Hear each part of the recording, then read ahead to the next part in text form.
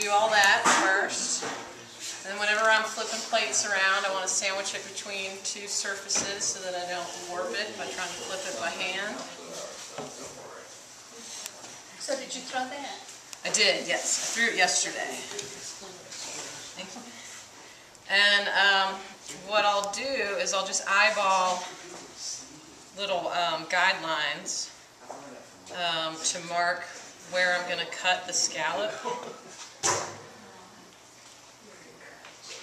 And I want it to have 6 points. So I mark one, and then I eyeball halfway across it, and then I eyeball 2 marks somewhat evenly spaced in between. They're certainly not super accurate. So I got 6 points on the rim, and then I'll make another mark just down from the rim, halfway between each of those.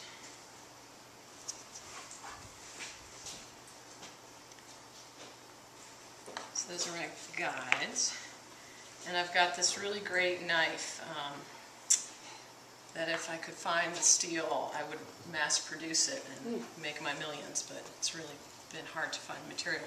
It's really hard steel, and it's really, really thin, so it doesn't flex.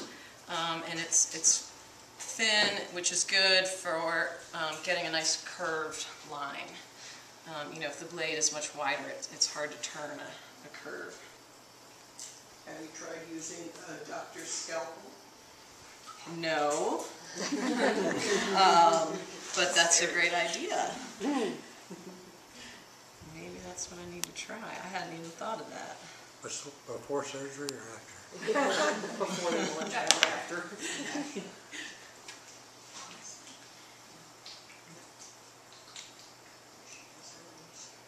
So when I first started cutting the rims, I would like draw the line that I wanted to make so that I would not screw it up.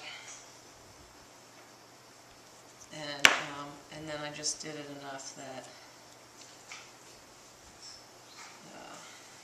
I didn't need to Which draw. clay is that you're using? This is a Helios porcelain.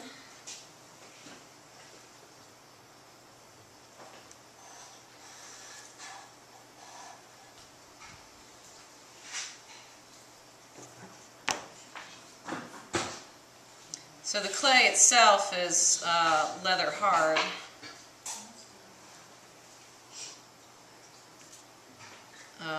And sometimes I find that while I'm letting the piece dry, that I'll have to like spray the rim down and cover the rim with plastic, because sometimes that wants to dry out before I get the chance to cut it. So I sort of have to baby it a little bit in that regard.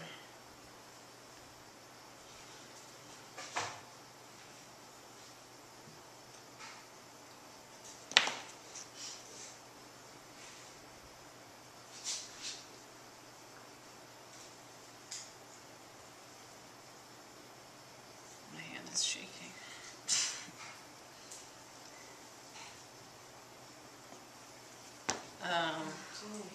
And then I'll take a damp sponge and go over, and with porcelain, you know, you can just sponge the heck out of it. There's no grog or anything that you're tearing up. So I'll go around and sort of hold the rim between, kind of compress over the rim between my 2 fingers, make several passes over it to get that edge to be a little bit softer.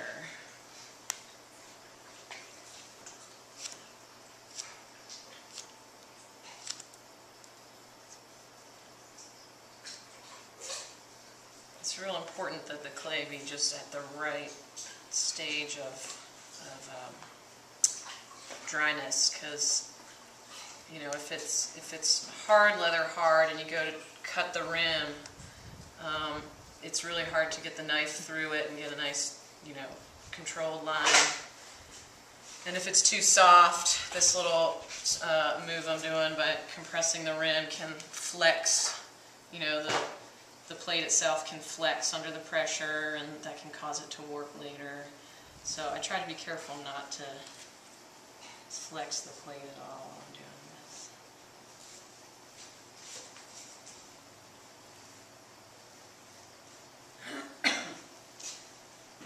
And occasionally I'll get cracks down in the V of the cut. Surprisingly, I don't get them as often as you might think. Yeah, the word was out. But I do take a little extra precaution. I really don't know if it does anything. It just makes me feel better. I'll take my needle tool. After I compress over it, I'll just like trace kind of in that groove. I don't know. This probably does nothing. Because sometimes it tries to split there. Yeah, because it'll often sometimes want to split. I think it depends on your clay.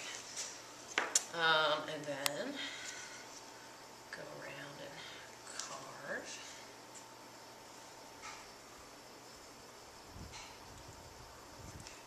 Did you make most of these tools? I made this one. I didn't make the other one, but a friend made it, the knife. And this one I did make with a bandsaw blade. I heated it up and pounded a like 90-degree angle into it. And so you get a carved line that has a little bit of a bevel to it, and it's really nice for catching glaze and giving you like a real subtle like value shading.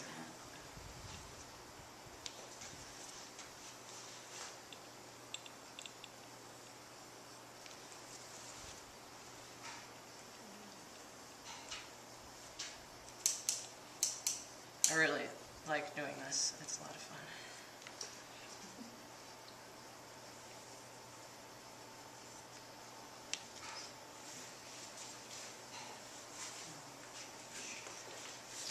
And that's it.